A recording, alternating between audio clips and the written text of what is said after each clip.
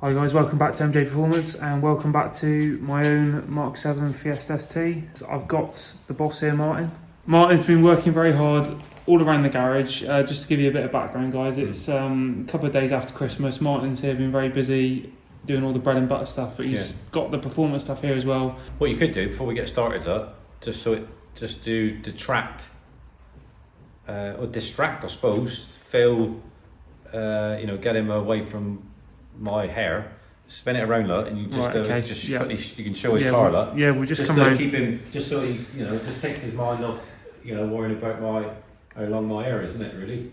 Yeah, we've not forgotten about your car, Phil. No, it's back on that. Loads of very, very exciting stuff to share with you guys on this one.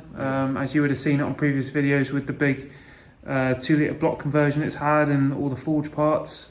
And more work ongoing on this one. That's our MJP big turbo conversion. It's all on there. It's all on there. It's just the car's been fired up. We've ran it up temperature. Everything's all good. But the person to put in is on the road, which we haven't had a chance to do yet because it's horrendous weather outside. I haven't had a chance to, I've got to get the prop shaft back on it and all that sort of stuff. There's other bits to do on it yet, and then that car will be going to. Up to Tommy, our technical partner is Tommy, the meth magician, meth master, super duper Tommy. That'll be going up to him the end of January. That's when it's penciled in for, and then we'll update you as we go. So that's just a bit about Phil's, which we'll do a separate video on Phil's, just to keep people in the loop with that one. But anyway, on yours. So as you can see, it's a bit dirty. It is a little bit dirty, but we're going to obviously deal with that at a later time, guys. Still things to do on this one. Last week, mate, won't it? It will be, yes, of course it will. So, just a little bit about what's happened to this car, viewers. So, there was a lot of additional hardware and prepping that I had to do with regards to the auxiliary fueling, i.e. methanol. It flicked up. You would have seen the car and pictures up on Instagram, whatever, when it was up at Bruce, again, one of our technical partners, Bruce, up that was on, him and his brother. Yeah, we'll put a couple of pictures in the video, guys, as we're talking. We'll put the links down for Bruce up there, but Bruce, he's probably one of the most,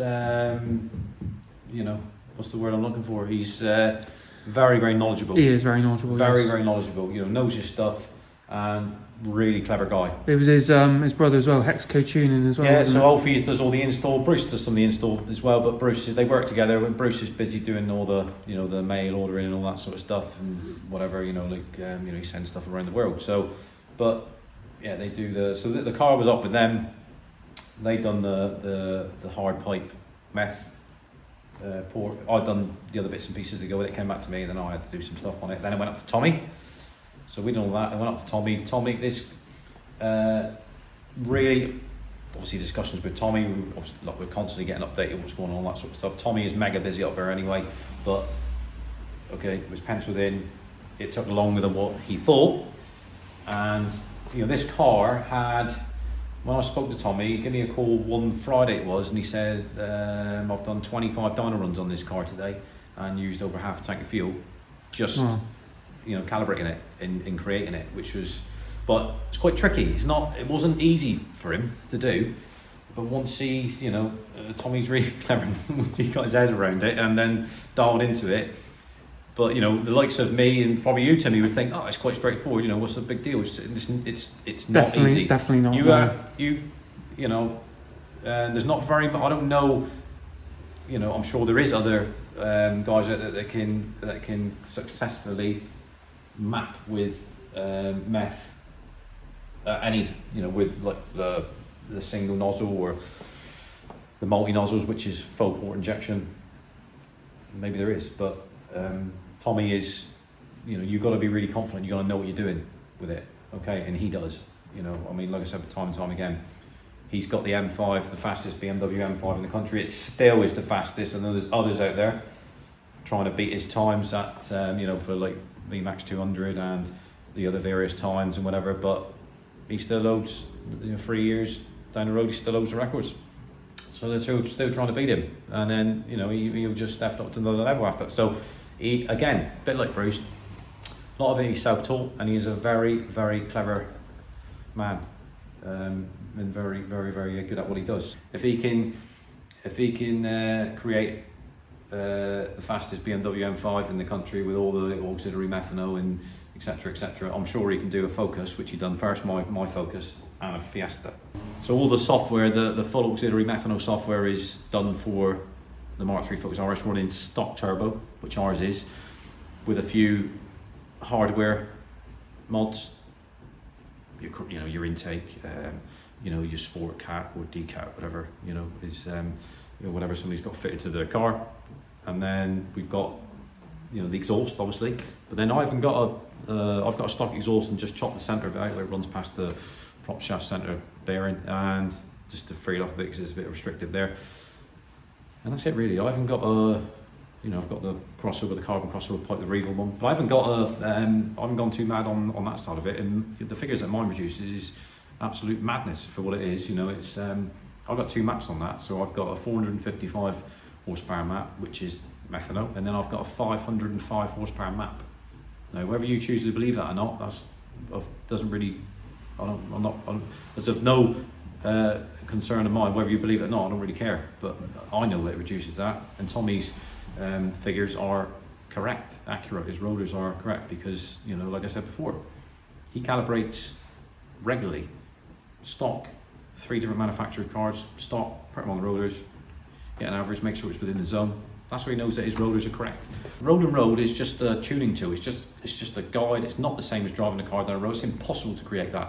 You know, it's not the same. When you know, like Tommy was telling me, when he had the figures on this, on the rollers, as impressive as it was, when he took it out on the road, he then it had to be slightly readapted and recalibrated because it's different on the road than what it is on the rolling road. Completely different. And so the way it delivers it. So yeah, that's my thoughts on road. You have to have it, but it's just a tuning tool. It's not the same as, you know, driving a car down the road, is it? Tommy actually took this out the night before we went to collect it, didn't he, just for a final. Yeah, well, he was dialing it. Ringing me at 10 o'clock at night, out in the car he was, just doing some final calibrations on it. And then we went to collect it, didn't we? Yeah, and I mean, it's since been replaced with one of the eyebrows on the front actually was lost, well, he apologised. When we got there, he said, yeah, you're missing the offside eyebrow, mate. That flew off. We won't tell you how fast he was doing when it flew off, but it was, yeah. It was at national speed limit. It was at 69.5. 69.5, yeah. All right. The hardware was compared to how long it took.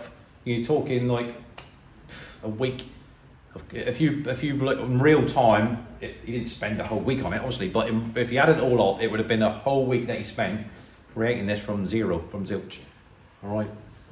Because often enough, the ECU has to come out, and then obviously he has to go into that and completely, you know, open up and then do all his trickery on that to get it to where he wants it before he starts dialing in the software. Because don't forget, this has got other maps on it. You can't just have a Meth map. You have to have a backup map, which is this will have just like an overrun map, if you want to call it, or slight, you know, like a flame map, if you want to call it, on a 99 RON. You have to have that because what happens if you have any problems with the Meth? You need to be able to switch it to a RON map, which is what this has.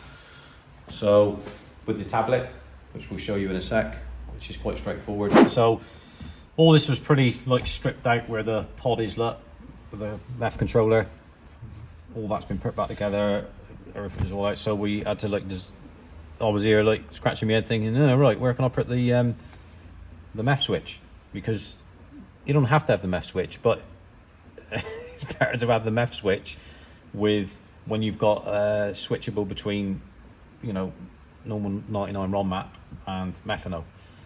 Because you know, I mean, look, I know that I don't know, some of them on the RSs, they do it on the buttons and all that sort of stuff. Bit complicated, I think, messing around with that. So it's easier just to put a separate button in, which is, it's independent, isn't it? So what we thought was, right, easiest place to put it down there, because the button's about that big, so it has to drop down in. So you've got the electronic parking brake there, you still 12 volt supply, you still got a USB LUT, and then that's interfered with, and I'll put the Meth switch there. All right, so at the moment it's off LUT, and then if you turn the ignition on and then push it on LUT, that's your Methanol on. All right, that's it. So it's quite neat and tidy. You switch it off, it goes off, it's ignition fed. So just a quick, a quick explanation about what that does and what it's for. So basically, now it's off, right? So the Meth is not activated. So as soon as you push that switch, it'll then turn on the controller. Whereas before, if you haven't got a switch, that would just come on with ignition. That's all very well if you're running like before, Timmy. So when we were on RT330 software, Revo, we ran a single nozzle into the charge pipe, which allows you to run, well, it's over 102 octane, but you can run that 102 octane fuel, which is then you can run on number 4 on the SPS switch. Now I guarantee that of all the RT330s that are in the UK, very few of them take advantage of that number 4 setting and run in the higher octane. I guarantee most of them just forget about it. Don't even, you can't put it on number 4 unless you've got it. It's just nuts, because it'll be looking for an extra 3 degrees of timing, and then they haven't got the fuel to see it, is it? So you're not going to have any benefits at all. The car will actually just run worse, like throw on an engine management light or whatever, and limbo, who knows. But so that's what we done. That's why we started it with you could put race fuel in it, but race fuel is like £100 for 19 litres. That's all very well. Very expensive. We have run race fuel on the little beast, haven't we? But it's very expensive. Yeah, but the thing is, that's all very well, but you'd get the octane, but you wouldn't get the cooling effect like the Meth. So you'd only get one element of it. So this car was running the RT330 software. Now, I don't know if you're aware, viewers, but Revo do not produce the RT330 anymore. Software is still available, obviously, which needs to be, because if somebody buys an RT330 like I'd done for Sam up north, he got himself an RT330 kit, which he was lucky to get. He supplied it to me, I fitted that, and then we loaded up RT330 software. So I can still do that, but they don't supply the turbo anymore because it was unique to Revo. So my thinking was, right, okay, I got all these customers asking me, what can I do a cut and above with I don't want to change the turbo. I want to keep the RT330 turbo because I like the turbo, but I want a bit, step it up a level. So that's why we come up with the idea of utilising that turbo, but seeing what we can do with full port Meth injection, which is completely different. And that means then you have to, unfortunately, you have to remove the Revo software. Well, we're at the limit of that, so Revo understand that. I've already had discussions with them about that, and it is what it is. That's it. So if somebody requires something a bit more, then you can't run. You're at your limit with the Revo software, so you have to come off it. With regards to that's the switch. So that's basically if you had a problem, say you ran out of Meth, which if you keep an eye on it, you shouldn't do. You've got a low level sensor. That fault light will start flashing when it's low on fluid in the back. And that tells you that you need to, so you should always carry like 10 litres with you in the back. Don't let it go low, or just say there was an air lock, or say there was an electrical fault, or you had a blockage in one of the injectors.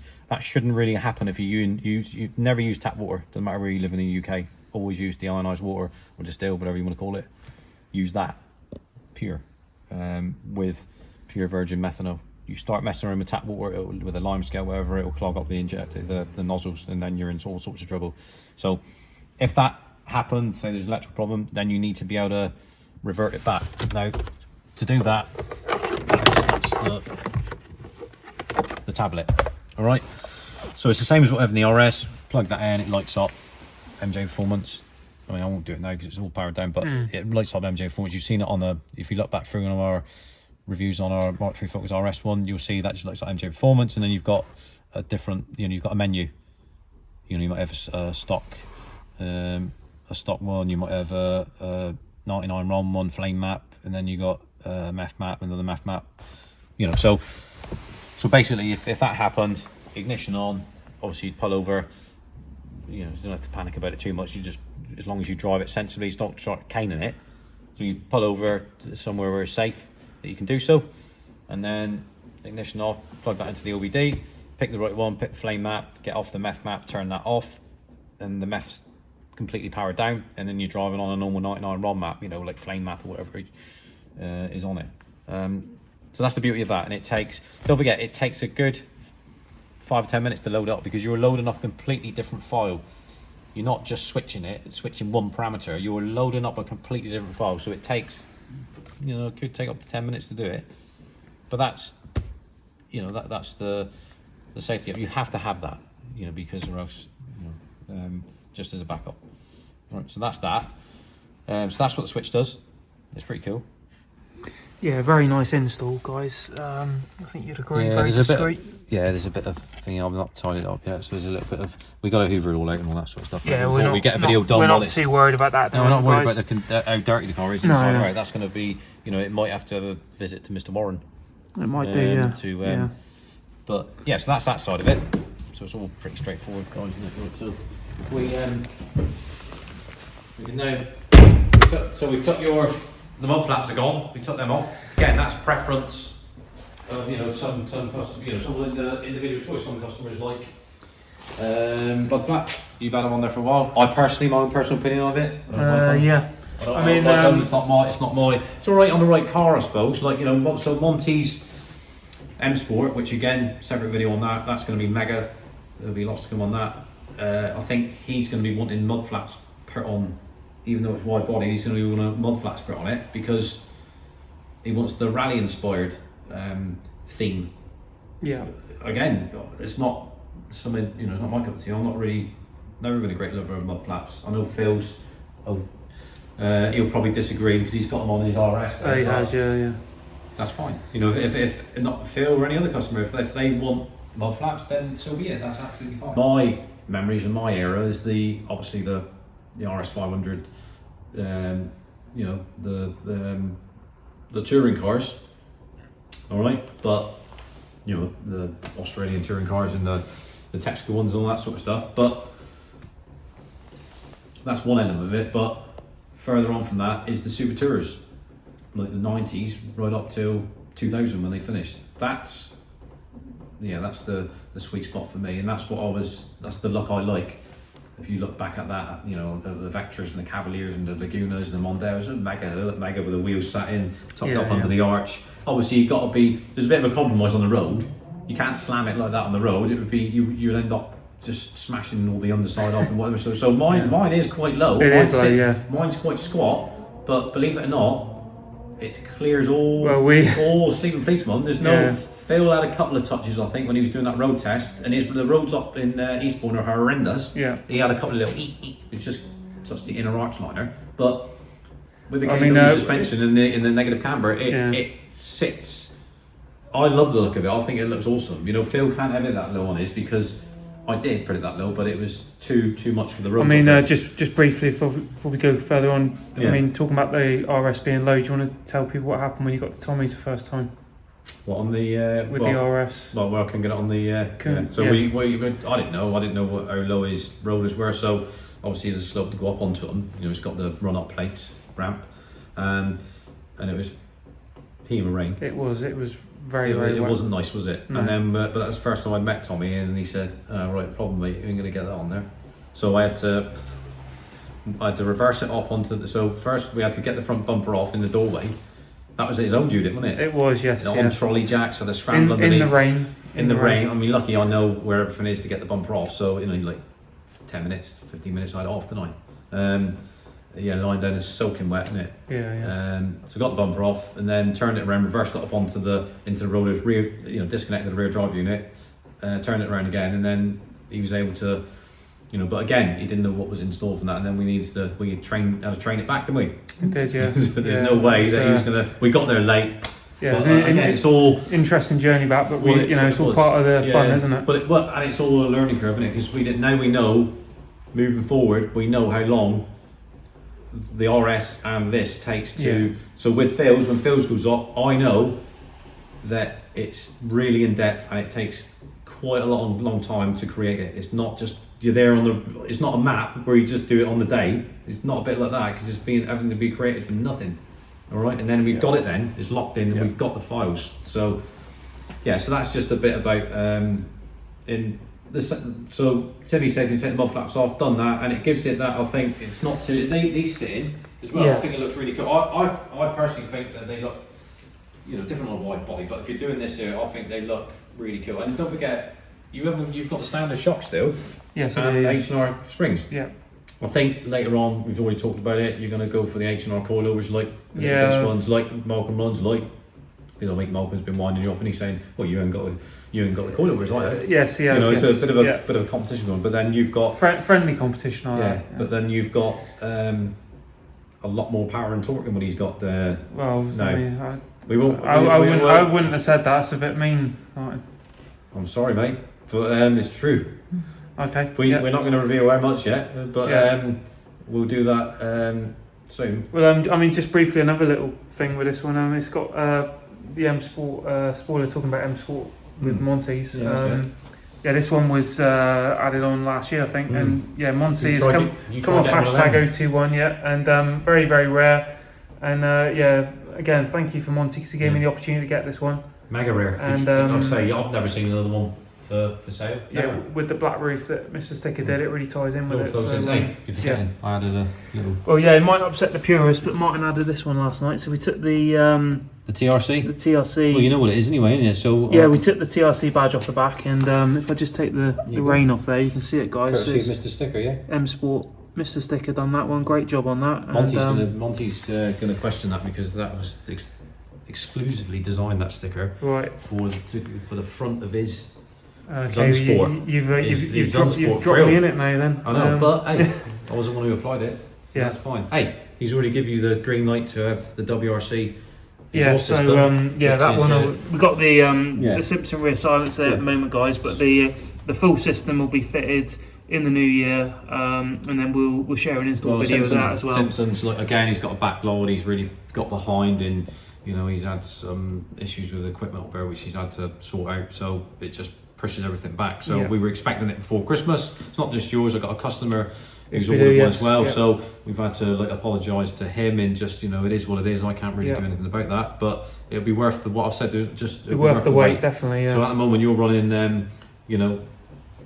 from the it's 2.7.